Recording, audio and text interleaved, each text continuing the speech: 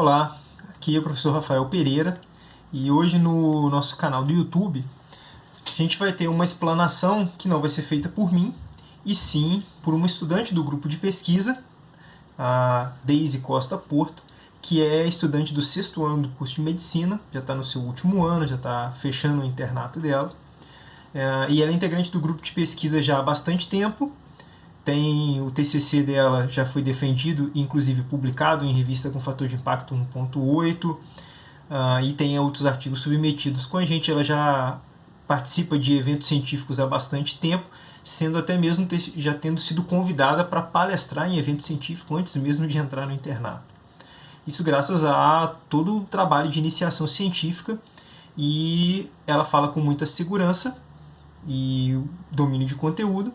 E depois de uma reunião do grupo, de nosso grupo de pesquisa, que é no qual eu pedi ela para apresentar um trabalho, ela apresentou muito bem. Eu pedi ela para gravar a palestra dela, para que a gente pudesse divulgar aqui. O artigo que ela vai apresentar logo em seguida, ele versa sobre Covid. O nosso grupo de pesquisa não tem interesse primário em estudos com Covid. Mas por que eu pedi ela para apresentar esse artigo? Porque era um artigo muito bom, com um aspecto metodológico muito bom para estudos de desenvolvimento de modelos preditivos. O que no nosso grupo de pesquisa a gente já tem publicações desse tipo, em revistas de excelente nível, mas esse daqui, ele usou um banco de dados muito grande lá da China, e ele tem um delineamento metodológico muito bom, e a ênfase que eu pedi a ela quando ela foi apresentar é que desse a ênfase metodológica para que as pessoas, os ouvintes, as pessoas para quem esse conteúdo chegasse, tivesse domínio, um melhor entendimento, pelo menos, de como se desenvolvem modelos preditivos. Modelos esses que a gente convive com eles constantemente. Esses scores de risco que a gente tem para problema cardiovascular, para critério diagnóstico de síndrome metabólica, isso tudo vem de estudos de modelo preditivo. Então a gente convive com isso constantemente e às vezes não sabe como é que isso é gerado. E esse artigo, ele ajuda a entender muito bem a respeito disso e versa sobre um tema que está muito em alta, ok? Vou deixar vocês então agora com a explanação da Deise.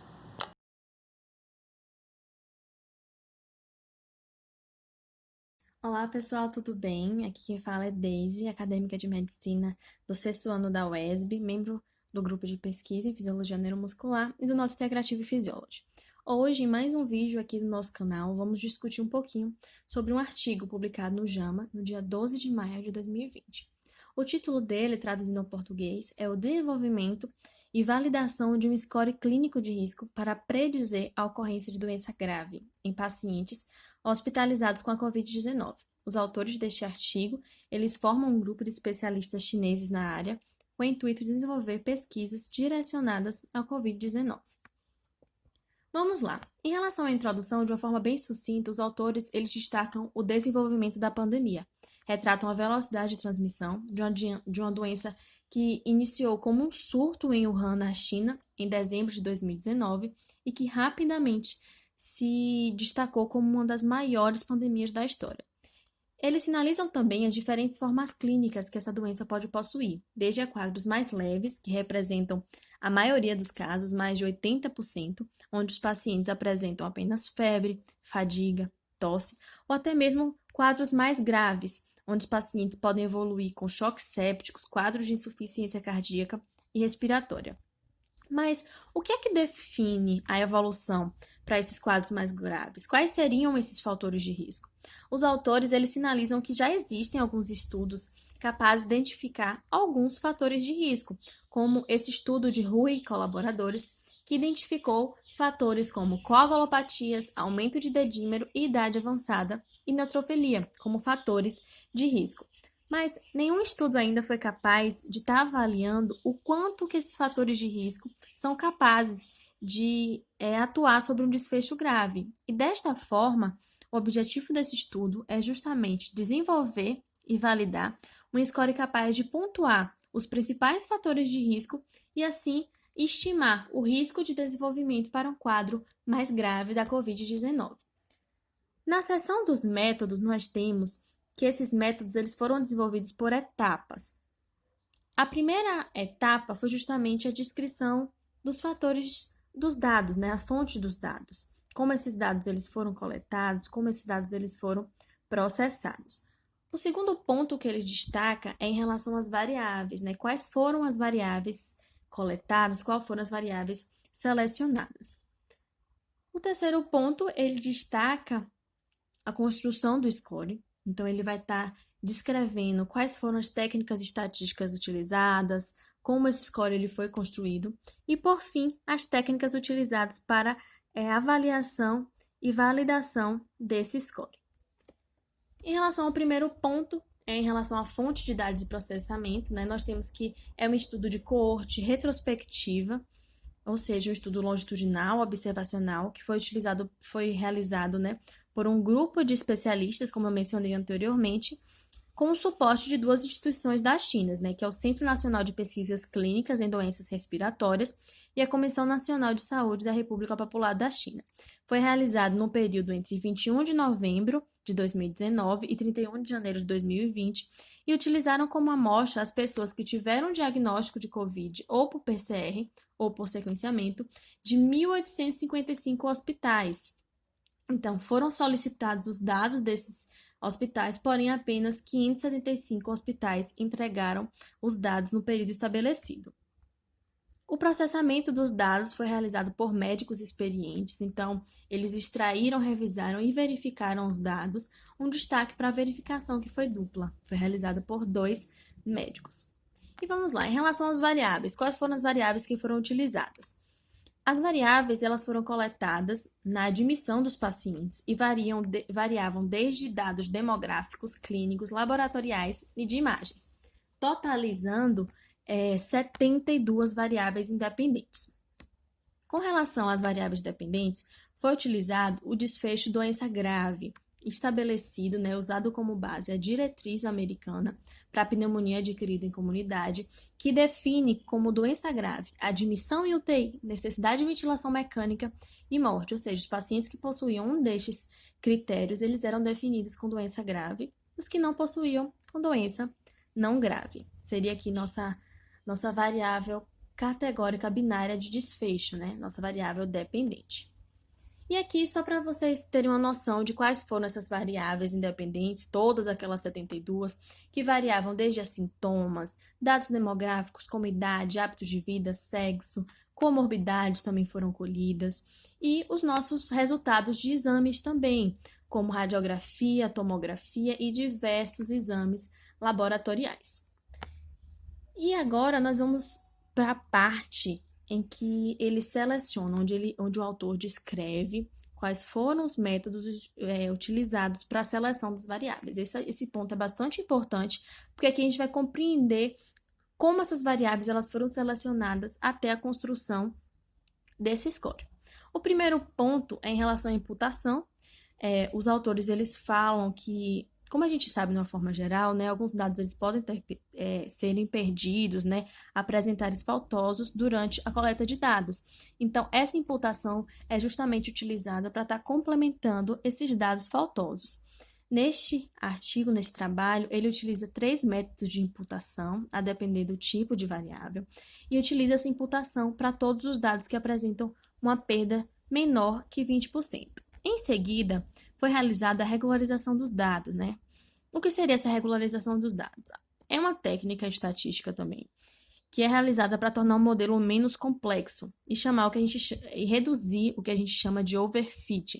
O que seria esse overfit? O overfit ocorre quando um modelo estatístico ele se torna muito adaptável à amostra, que é o que mostra esse gráfico aqui que eu coloquei para vocês.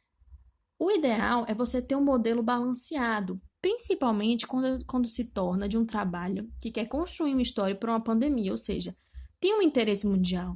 Então, essa amostra ela não pode ser tão complexa, o modelo não pode ser tão complexo e não pode ter esse overfit, porque no final das contas pode acontecer o seguinte, aquele score ele ser ótimo para aquela amostra estudada, mas não ser tão bom para outras amostras, para outras populações.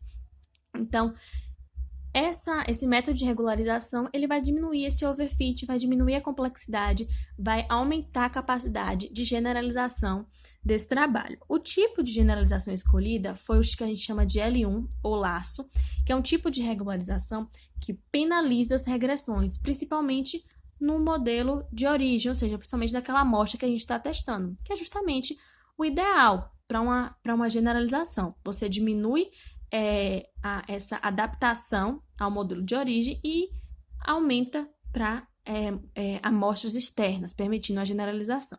Esse laço, ele atua sobre variáveis zerando alguns coeficientes, então ele é capaz de excluir variáveis, o que é interessante para esse trabalho, porque ele vai selecionar, ele vai eliminar algumas variáveis e vai deixar outras variáveis mais interessantes.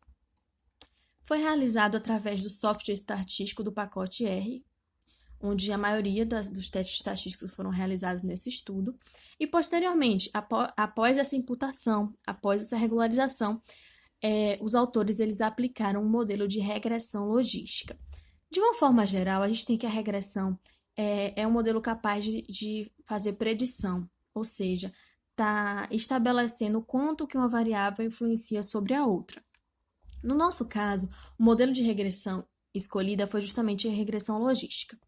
Por quê? Como nós temos variáveis categóricas binárias, ou seja, nossa variável desfecho é justamente ter ou não ter uma doença grave, o modelo matemático que mais descreve esse tipo de variável, esse tipo de amostra, é justamente a logística.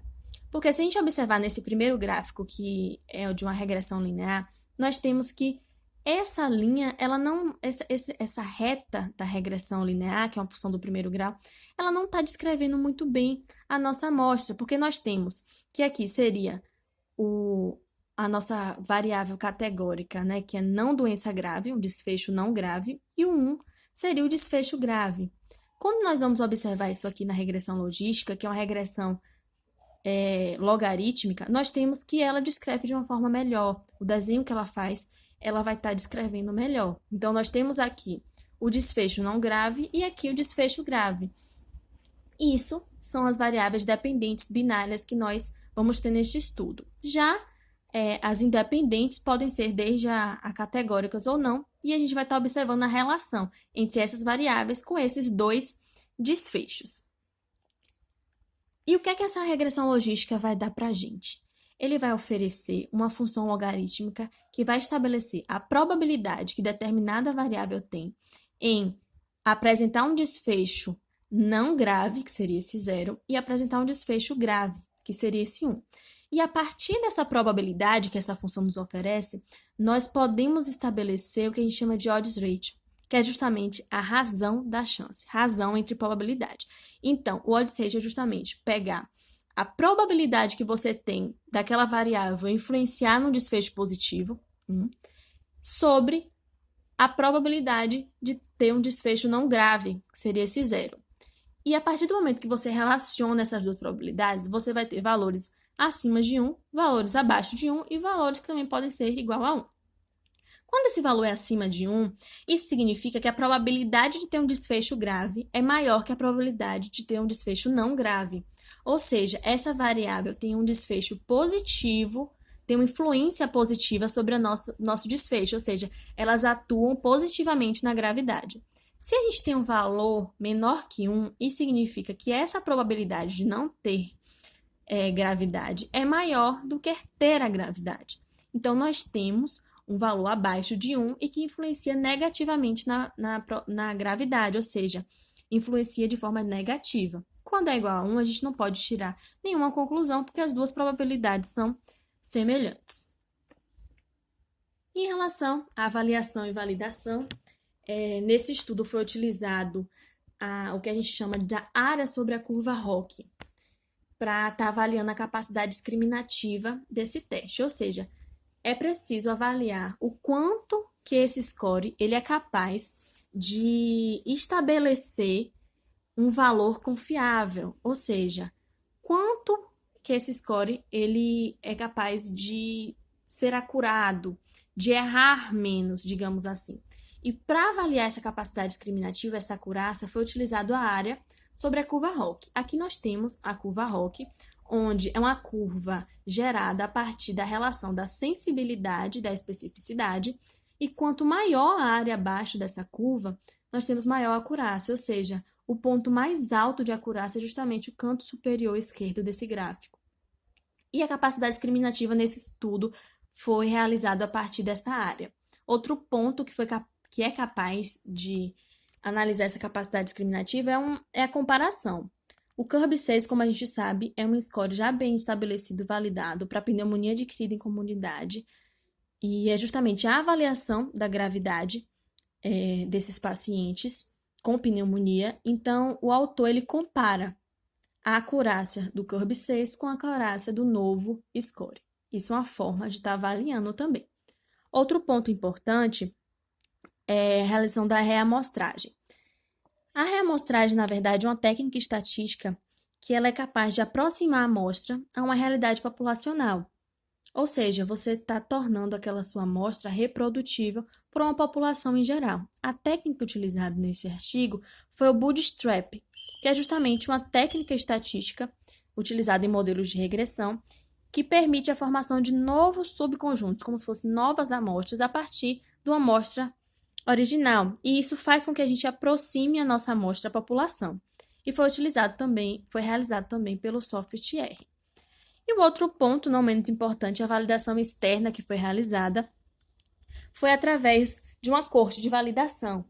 Então, aqueles hospitais que não entregaram no prazo foram utilizados para formar essa coorte. Então, foram 710 pacientes desses hospitais que formaram uma nova coorte.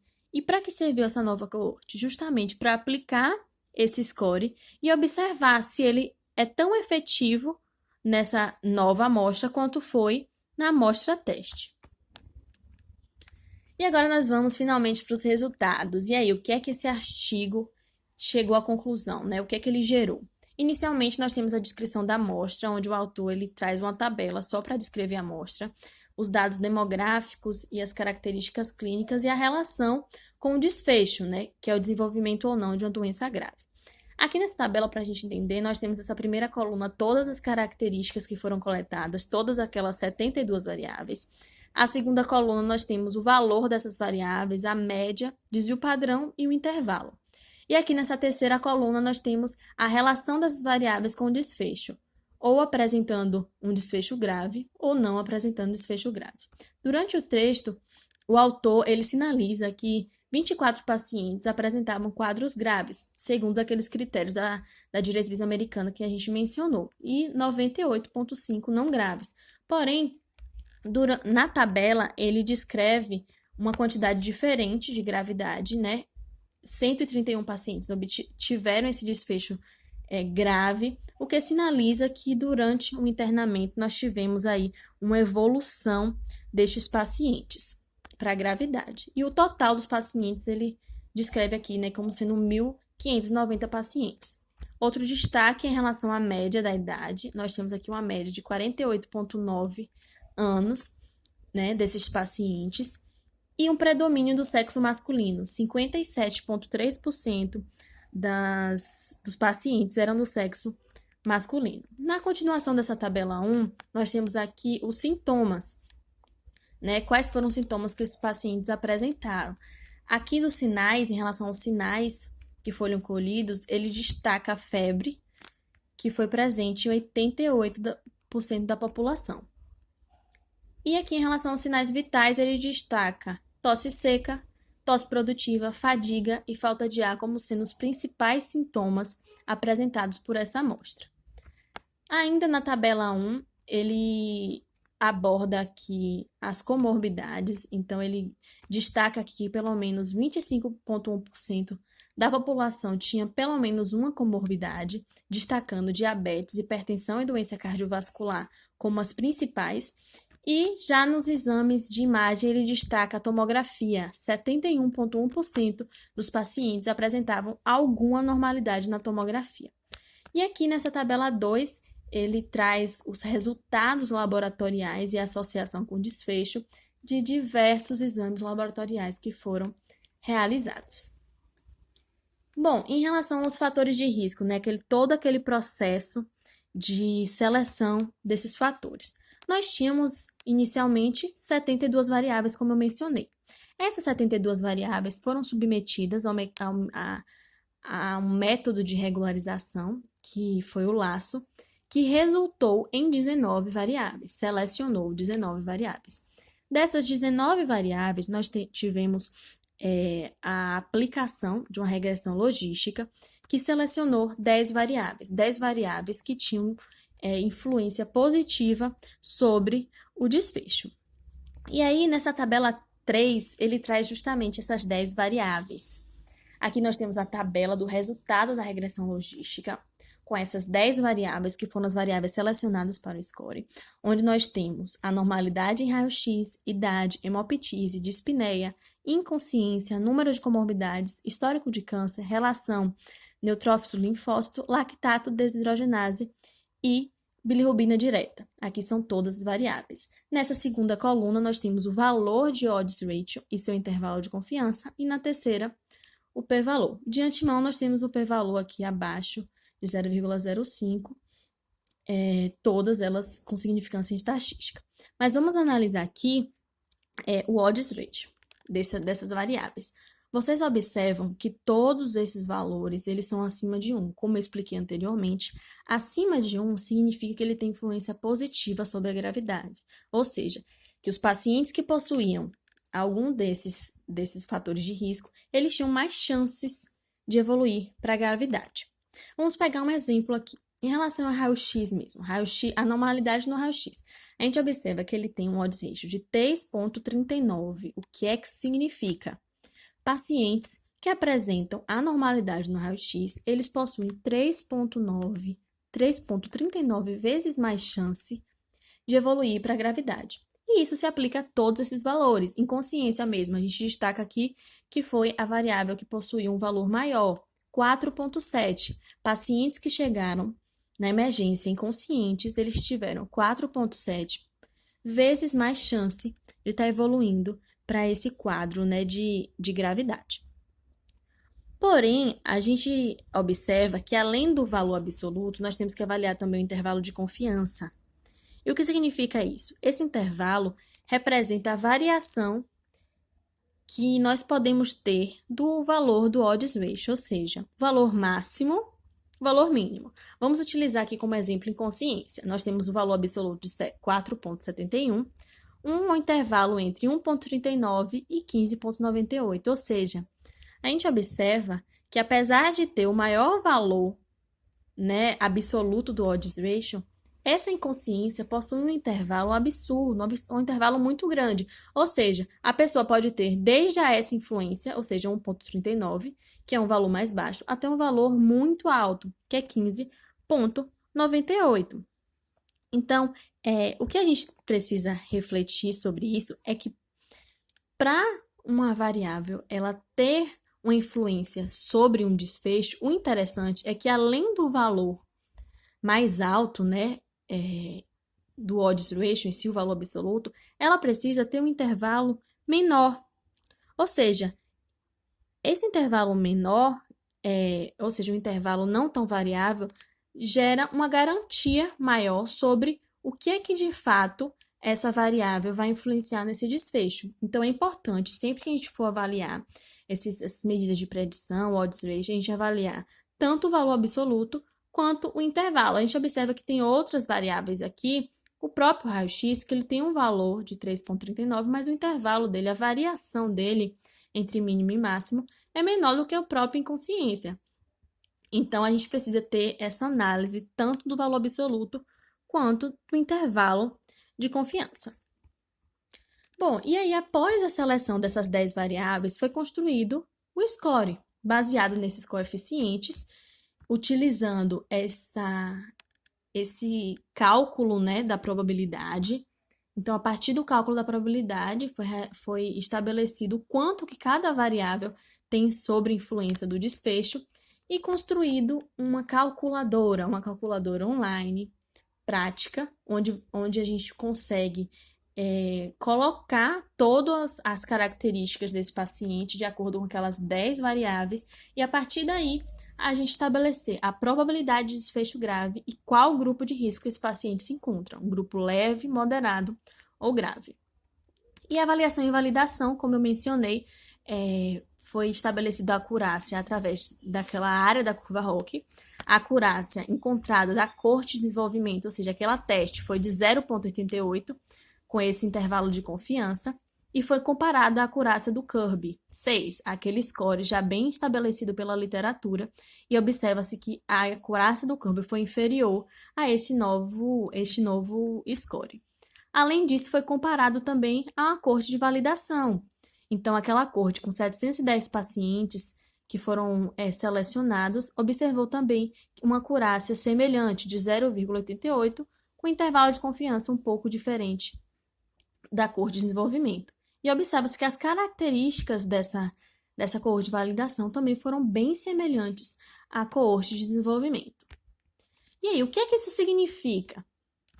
O que é que isso representa? Que foi sim desenvolvido e validado um score de risco através de uma calculadora online capaz de estar prevendo a evolução desses pacientes com COVID e hospitalizados. Além disso, o autor destaca que a precisão desse score é satisfatória, como eu demonstrei para vocês, a acurácia, tanto na corte de desenvolvimento quanto na de validação, foram altos e foram significativos.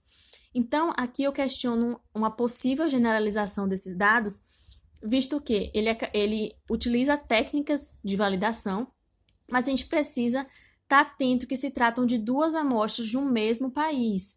Então, até que ponto seria essa generalização, né? E mesmo que não existindo essa capacidade de generalização para o globo, não deixa de ser, né, um pontapé inicial para a realização desses scores, né? E possivelmente, após desenvolvimento de outras coortes mais volumosas, a gente poder, de fato, generalizar. E um destaque principal, né, que o autor traz é justamente a capacidade dessa ferramenta de auxiliar em tomadas de decisão. Eles não estabelecem quais tomadas de decisão devem ser feitas a depender do resultado do score, mas, de qualquer forma, é sim capaz de estar auxiliando a depender dos recursos que cada instituição possuir, cada hospital possuir, e assim sendo capaz de estar otimizando esses recursos, direcionando quais são os pacientes que precisam de uma intervenção mais rápida, mais intensiva, quais podem esperar, quais podem ter um manejo, né, menos invasivo, além de ser de fácil acesso e manuseio, né? Então, basicamente, é isso que esse artigo traz para a gente. É o início de um desenvolvimento de scores que sabemos que ajudam bastante o manuseio e a otimização de recursos, o direcionamento. E é isso. Fiquem atentos, mais vídeos nós vamos estar lançando no nosso canal. E eu espero que tenha gostado. Curte, compartilha e se inscreve no nosso canal e comenta o que é que você achou desse vídeo. Até mais!